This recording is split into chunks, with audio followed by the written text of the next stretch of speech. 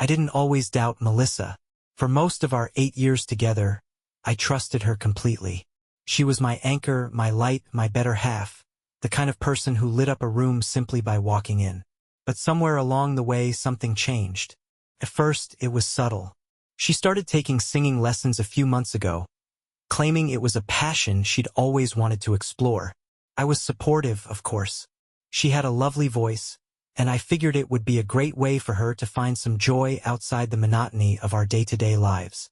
The lessons were her escape, her little indulgence, and I was happy to encourage it. But then came the changes. Her lessons started running longer than scheduled. A 1-hour session would somehow stretch into 3, and when she got home, she'd be flustered and vague about what they'd worked on. "Just scales," she'd say, brushing me off before retreating to the shower. She started dressing differently, too. Tight dresses, more makeup and perfume. Lots of it. I teased her once, saying she looked like she was going to a nightclub, not singing lessons. She laughed it off and called me a caveman for not understanding artistic expression. I wanted to believe her, so I did. I told myself I was imagining things. Maybe she was just taking these lessons seriously. Maybe the way her face lit up whenever she mentioned Damien, her instructor, was just excitement about her progress. Then came the nights when she wouldn't come home until nearly midnight, blaming group practice or Damien's insistence that they perfect a song. It didn't sit right with me, but what was I supposed to say? That I didn't trust her? That I was jealous of some overly dramatic vocal coach who wore scarves indoors? I pushed it down. I told myself I was being insecure. But the thing is, doubt doesn't go away when you ignore it. It grows, festers, and soon it became impossible to ignore. Something was wrong, and deep down I knew it. The tipping point came on a rainy Tuesday evening. Melissa had left for her singing lesson hours earlier, claiming she'd be working on a duet with Damien to prepare for an upcoming recital. She even seemed excited when she kissed me goodbye, almost like her enthusiasm was genuine. But then, her phone buzzed on the kitchen counter. She'd left it behind. I stared at it for a moment, unsure of what to do. Melissa wasn't the careless type. She never left her phone anywhere. It was practically glued to her hand. The screen lit up again, and the name Damien popped up. I froze. My stomach churned as I stared at the notification. "Can't wait to see you tonight. Wear that black dress I love." For a second, I thought I'd misread it. Maybe it was innocent, I told myself. Maybe Damien was just overly friendly, the artsy type who didn't understand boundaries. But as the phone went dark, I felt a sickening weight settle in my chest. What black dress? I couldn't help myself. My fingers moved almost on their own as I unlocked her phone. I'd seen her password 100 times. Scrolling through her messages, my worst fears began to take shape. The texts weren't about singing. They were filled with flirtation, innuendo, and things that made my blood boil. Damien wasn't just her instructor. He was something else entirely. One text in particular made my hands tremble. "Last night was incredible. I can't stop thinking about it. Your voice, your body, everything about you is perfection."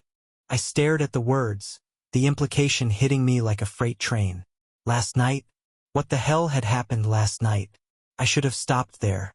I should have put the phone down and waited for her to come home so we could talk about it. But I couldn't. The betrayal was like a fire spreading through my veins, consuming every rational thought. I went deeper. Photos, emails, even her calendar. Damien's name was everywhere, woven into every part of her life. She'd blocked out whole weekends for practice. But now I understood what that really meant. When Melissa finally came home later that night, soaked from the rain and humming to herself, I was sitting at the kitchen table with her phone in my hand. She froze when she saw me. "Why do you look like that?"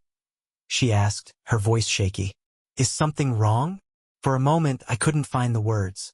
My throat was dry, my heart pounding in my chest. Finally, I held up her phone. "This?" I said, my voice low and unsteady. "What the hell is this, Melissa?" Her eyes widened, darting from me to the phone and back again. "You went through my phone?"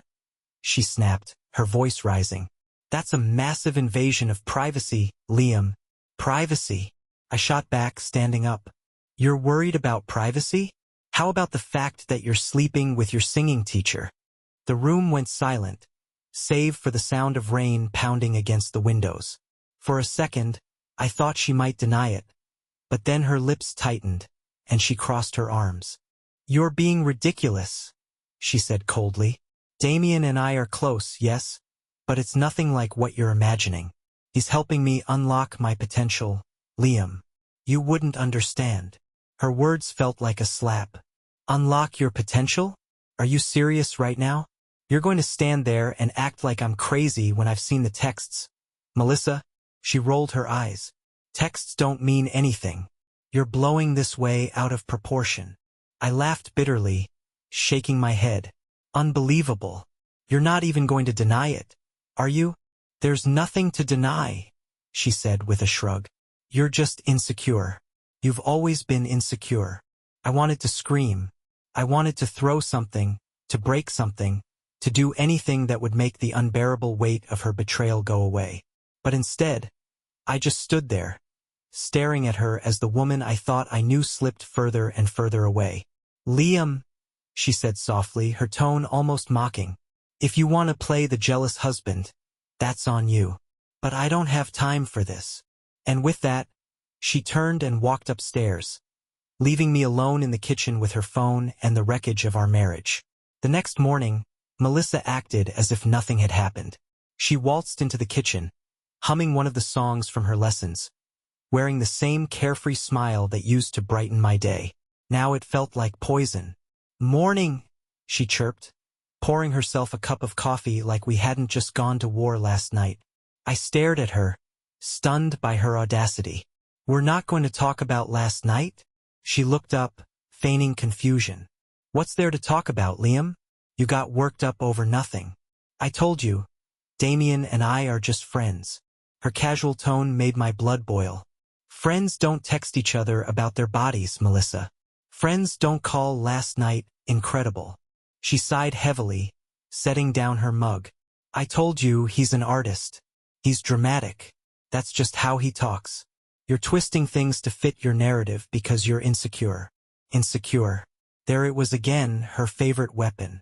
Every time I tried to confront her, she flipped the script, making it about my supposed shortcomings instead of her actions.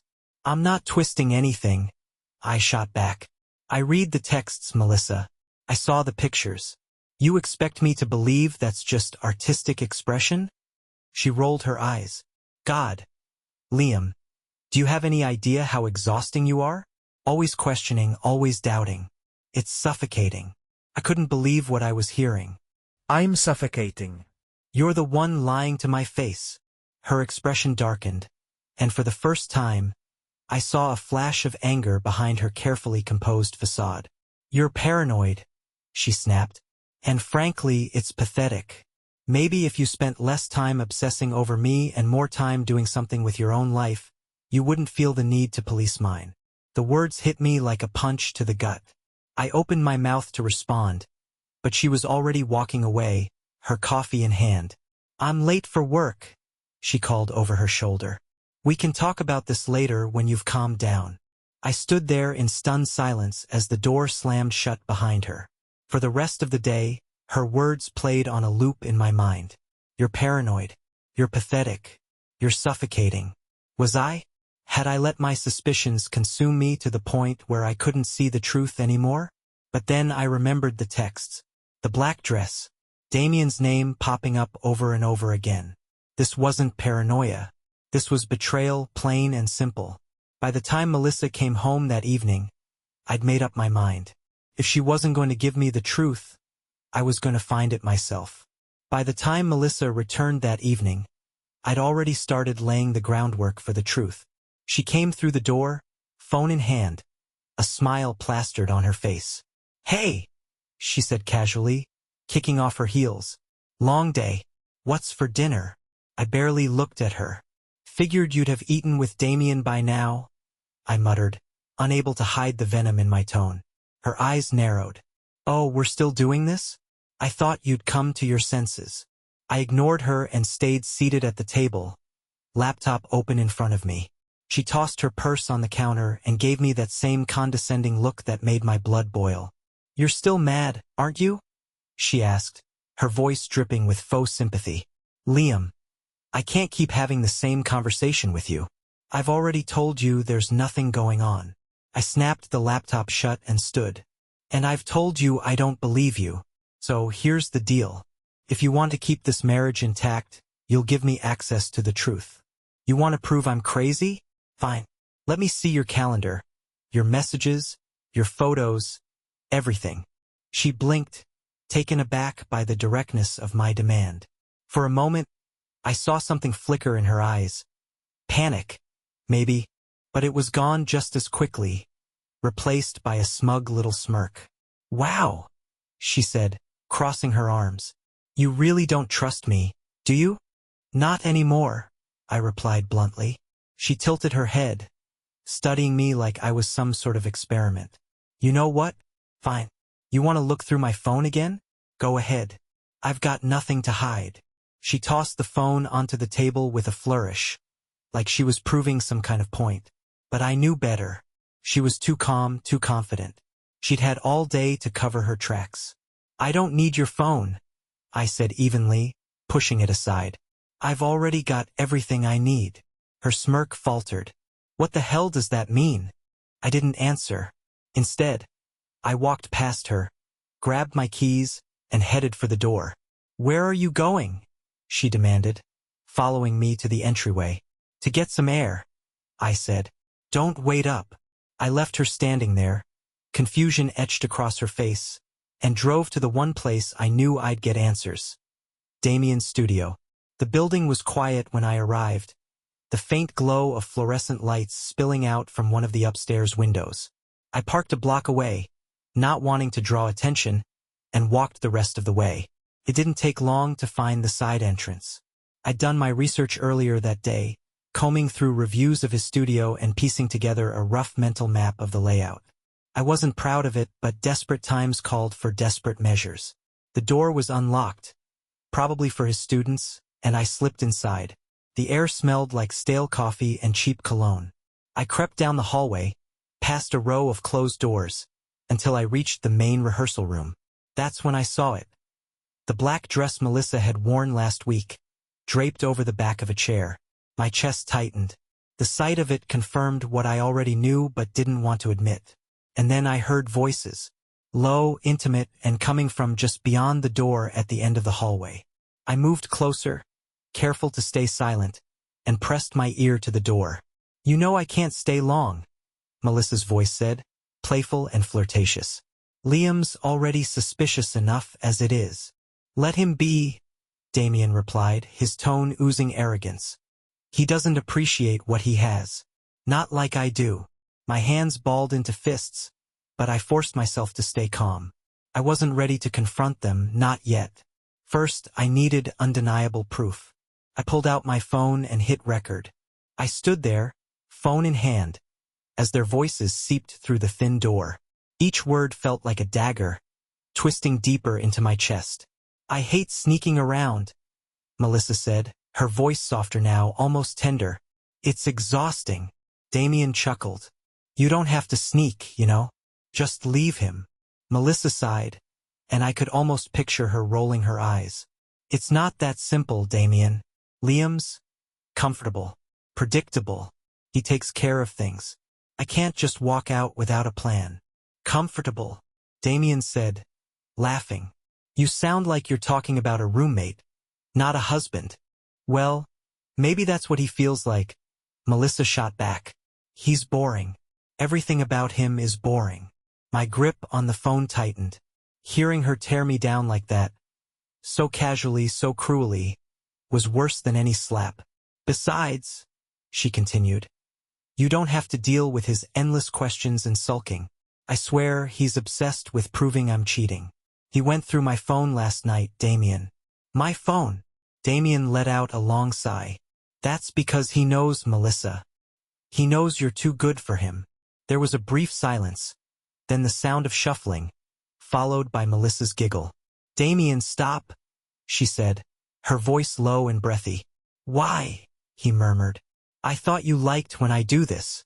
My stomach churned. I knew I should leave, that I'd already heard enough. But I couldn't bring myself to move. I needed every word, every sound. The rustling grew louder, and I clenched my jaw as I imagined what was happening on the other side of that door. "Let's go back to the piano," Melissa whispered, "in case someone comes in." "Always so practical," Damien teased, his voice dripping with smugness. I couldn't take it anymore. I turned on my heel and stormed out of the building, my heart pounding in my ears. When I got back to the car, I replayed the recording, my hands trembling as their voices filled the small space. I didn't know whether to scream or cry. A part of me wanted to confront her right then and there, to shove the phone in her face and demand an explanation. But another part of me, the colder, more calculating part, told me to wait. Confronting her wouldn't be enough. Not this time. No, this time I needed revenge. And it needed to be cruel. I barely slept that night. I sat at the kitchen table with my laptop and phone, replaying the recording over and over, each word fueling the fire in my chest. By the time dawn broke, I wasn't just angry, I was resolute. Confronting her wouldn't do justice to the betrayal. An argument would only give her a chance to gaslight me again, to spin her lies into something she could justify. No, I needed something bigger, something she couldn't weasel her way out of. That's when the idea hit me. Melissa and Damien's recital was less than 2 weeks away. She'd been talking about it nonstop for months, bragging about how Damien was putting together a special duet just for them. The recital wasn't just a performance. It was a big deal in her world. A gathering of his students, their families, and other music enthusiasts. Melissa had even invited some of our friends, gushing about how she couldn't wait to share her passion with everyone. Well, I was going to make sure everyone saw exactly what she'd been sharing. I spent the next few days gathering everything I needed.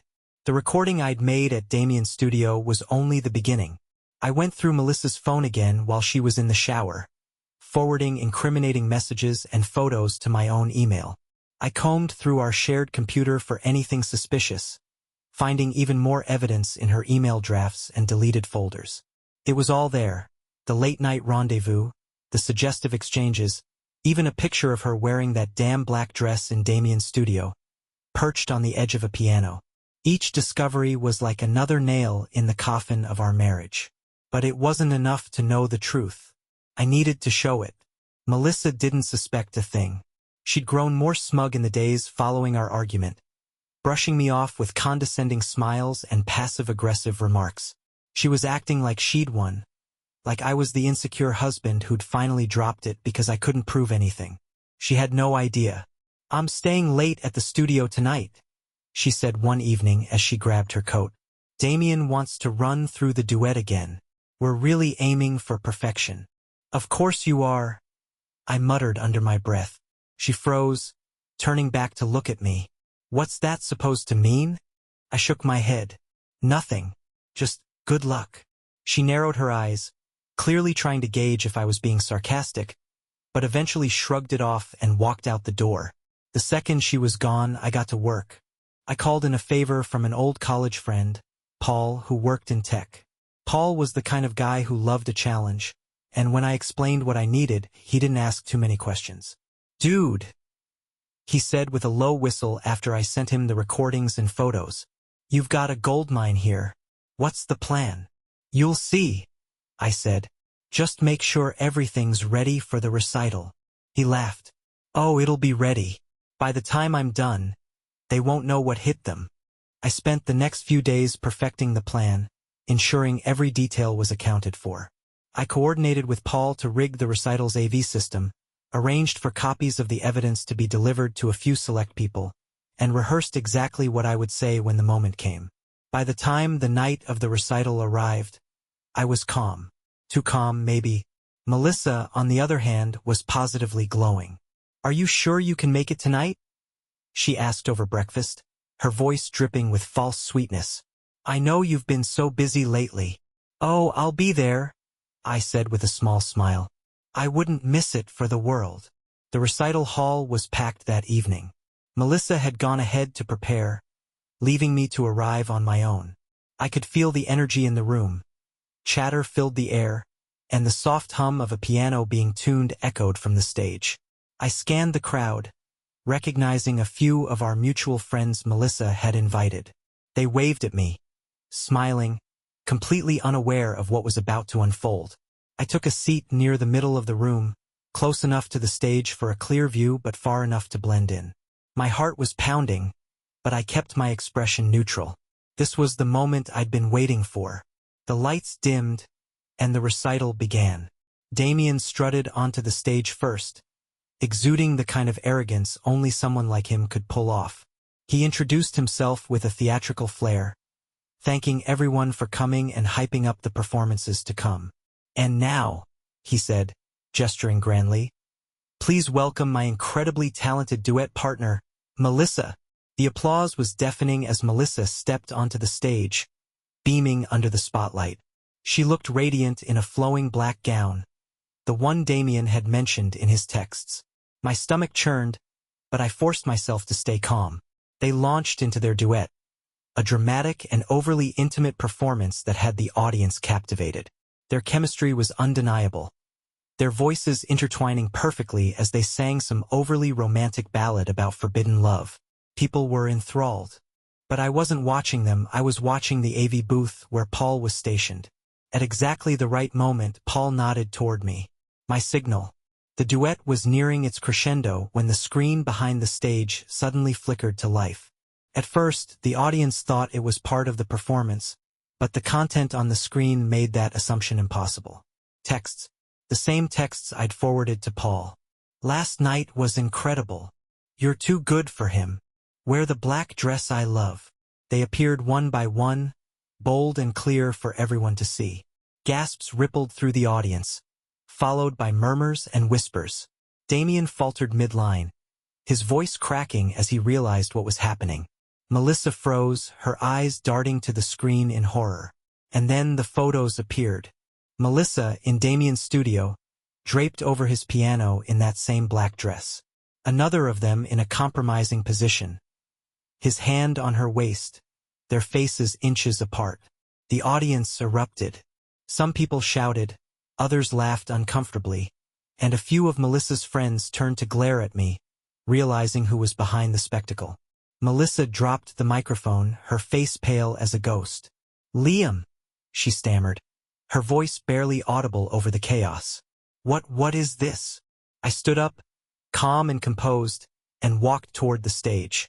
"This," I said, my voice loud enough to cut through the noise, "is the truth, Melissa. The truth you've been lying about for months." The room fell silent, all eyes on me as I climbed onto the stage. Melissa looked like she wanted to sink into the floor, while Damien's smugness had vanished entirely. I turned to the crowd, addressing them directly. "For those of you who don't know, this is my wife, Melissa. And this," I gestured to the screen, "is the duet she's been working on behind my back." A few people gasped. Others snickered. "Liam, stop," Melissa hissed, grabbing my arm. I pulled away, glaring at her. "You don't get to tell me what to do anymore, Melissa. Not after this." I turned to Damien, who looked like he wanted to disappear. "And you?" I said, my voice dripping with disdain. "You can keep her. I hope the two of you enjoy singing your hearts out, because you've destroyed everything else." The silence in the room was deafening as I walked off the stage and out the door, leaving Melissa, Damien, and their shattered reputations behind. The walk to my car felt surreal. My heart was pounding, my palms slick with sweat, but I kept my pace steady. I refused to look back at the recital hall. Melissa and Damien could deal with the fallout on their own. By the time I sat behind the wheel, I could feel the adrenaline wearing off, leaving behind a strange mix of anger, sadness, and something close to relief. It was over.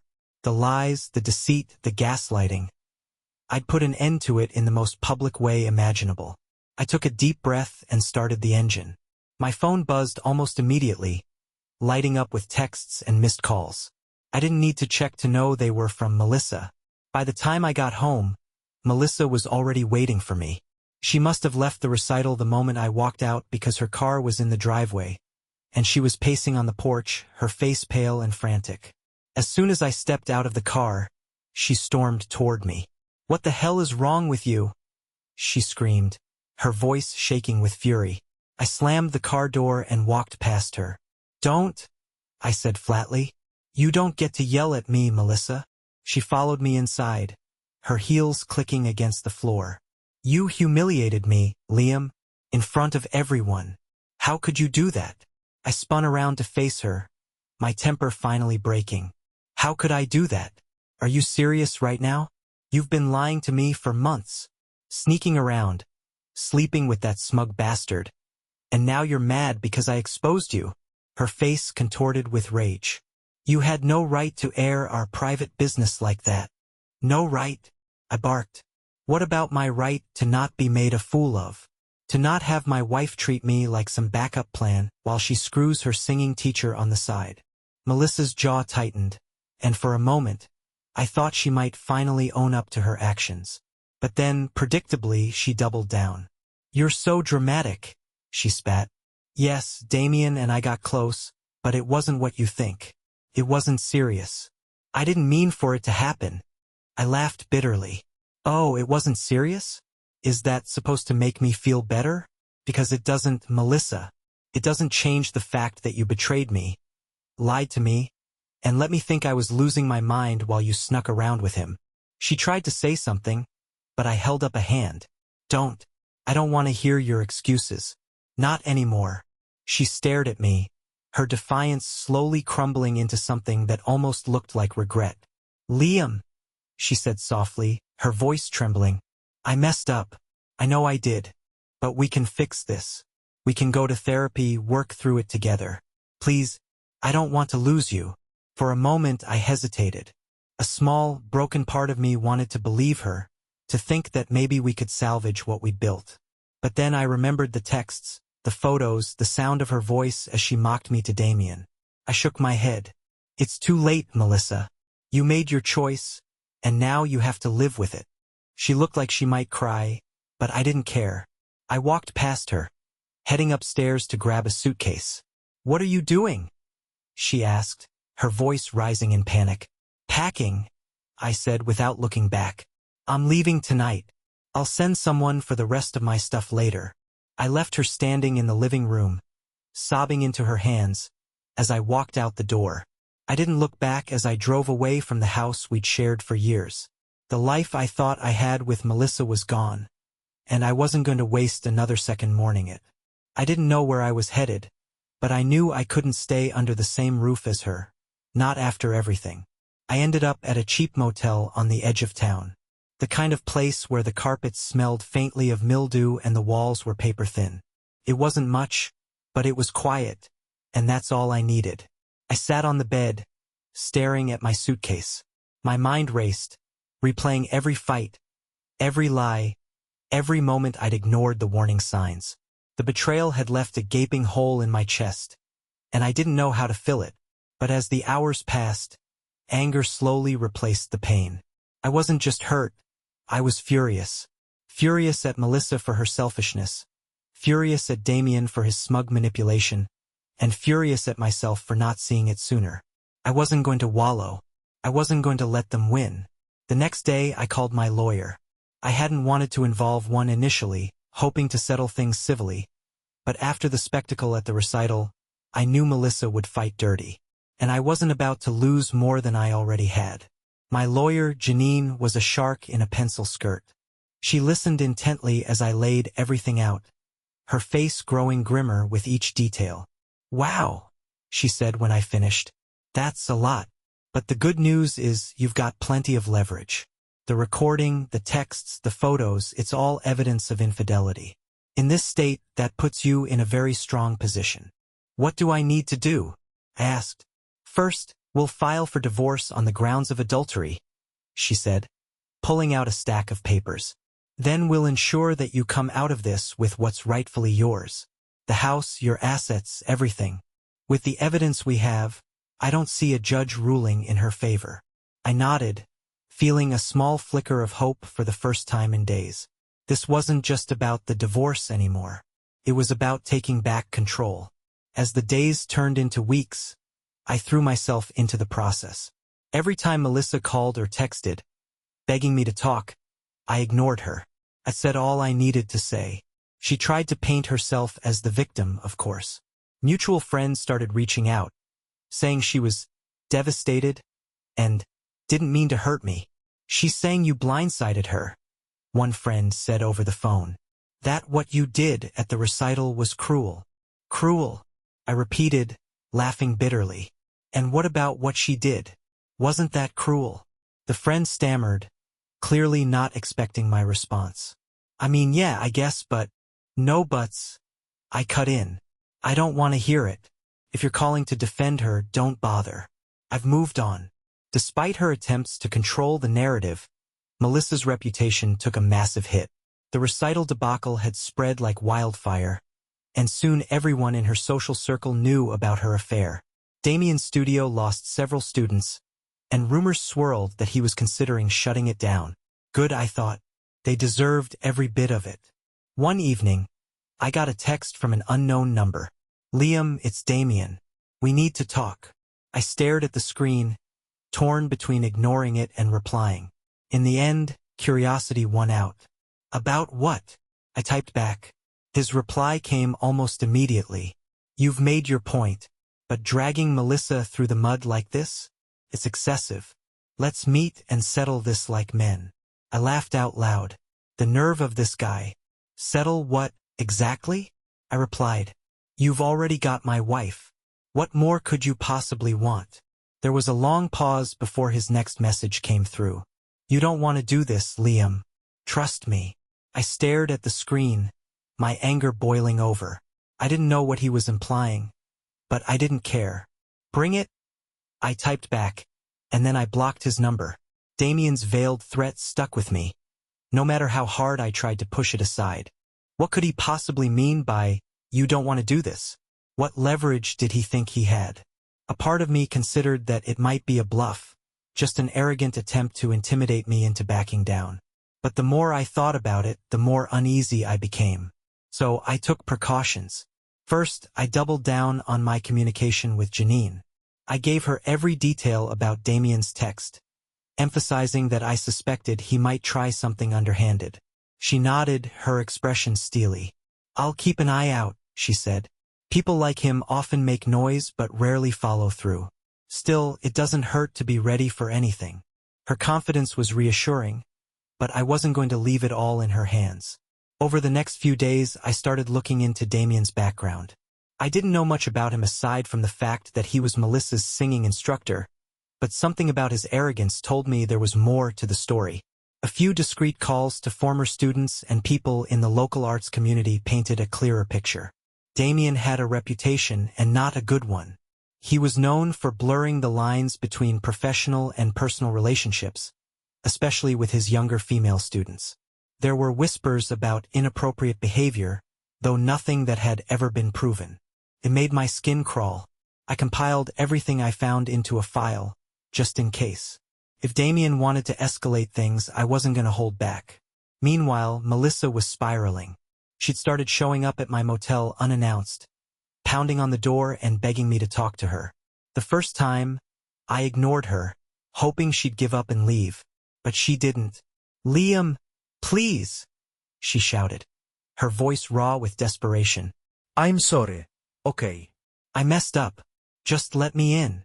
When it became clear she wasn't going anywhere, I opened the door, leaning against the frame with my arms crossed. What do you want, Melissa? I asked, my tone cold. Her eyes were red, her makeup smudged from crying. I need to explain. I need you to understand. Understand what? I snapped. That you threw away our marriage for some sleazy singing teacher? That you lied to me over and over again? What's left to explain, Melissa? She flinched at my words but didn't back down. It wasn't like that, she said softly. I didn't plan for it to happen. It just did. Don't, I said, cutting her off. Don't stand there and try to minimize what you did. You made choices, Melissa, and now you're dealing with the consequences. She started to cry again, but I wasn't moved.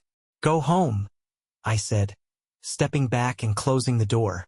The next day, I got a call from Paul. "You might want to sit down for this," he said, his voice unusually serious. "What is it?" "It's Damien. He's trying to spin this whole thing against you." I frowned. "What do you mean?" "He's claiming that you're harassing him and Melissa.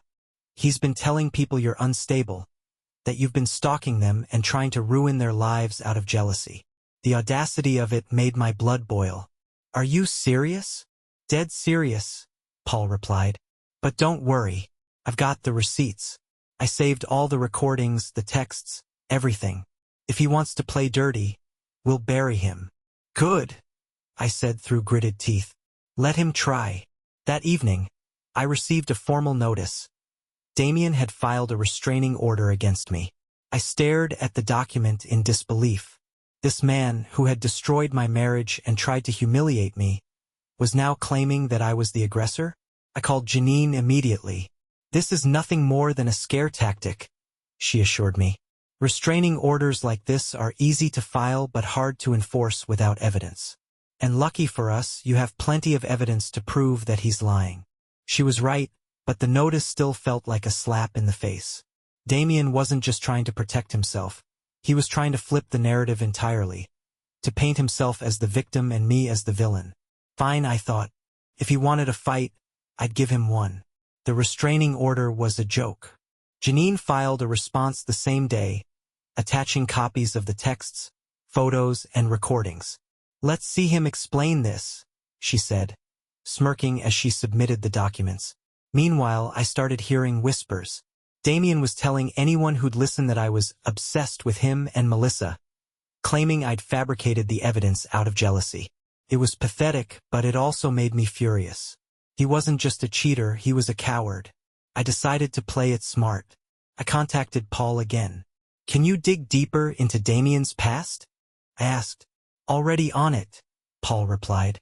"This guy's skeletons have skeletons. You'll love what I find." I wasn't sure what Paul would uncover, but I knew one thing. Damien's facade was about to crack. Paul didn't disappoint. "Damien's got a history," he said over the phone. "Several students have accused him of inappropriate behavior. Texts, late-night, private sessions. 2 even filed complaints, but they never stuck." My jaw tightened. Why didn't they stick? "Money," Paul said. "The guy paid them off. I found records of settlements. Small amounts, but enough to make them go away." This was exactly what I needed. Damien wasn't just a cheater, he was a predator. Janine was ecstatic when I sent her the details. "With this, we can discredit him completely," she said. "Let's see him squirm." Couldn't wait. Janine moved fast. She filed a countersuit against Damien for defamation, attaching the evidence Paul uncovered to support my case. Meanwhile, I leaked the settlements to a few key people in the local art scene. Word spread quickly, and Damien's reputation began to unravel. Melissa called me in a panic. "What are you doing?" she demanded. "Damien's losing students. His studio might close." "Good," I said coldly. "He earned it." She tried to argue, but I hung up. I didn't owe her anything anymore. Damien had played his hand, and now it was my turn to finish the game. The fallout was swift. Damien's clients began pulling out as rumors of his past spread. A local paper picked up the story, digging into the complaints and settlements. Within a week, his studio was closed. Melissa, desperate to save face, started distancing herself from him. She sent me a text. "You were right about Damien. I was wrong. Please, let's talk." I didn't reply. Instead, I finalized the divorce papers with Janine. The evidence I had ensured I kept the house, most of our savings, and left Melissa with nothing but regrets. I walked away from it all, lighter than I'd felt in years. It's been 6 months since I walked away from Melissa and the chaos she brought into my life. The divorce is finalized. Damien's career is in ruins, and I've moved into a new apartment. A fresh start, far from the mess they created. Sometimes I still think about her, about us, but not with longing. Only lessons. I've learned to trust my instincts and never ignore the red flags. No matter how much you love someone, revenge didn't fix the pain, but it gave me closure. If anyone reading this is in a similar situation, let me tell you, the truth has power. And walking away, that's the real victory.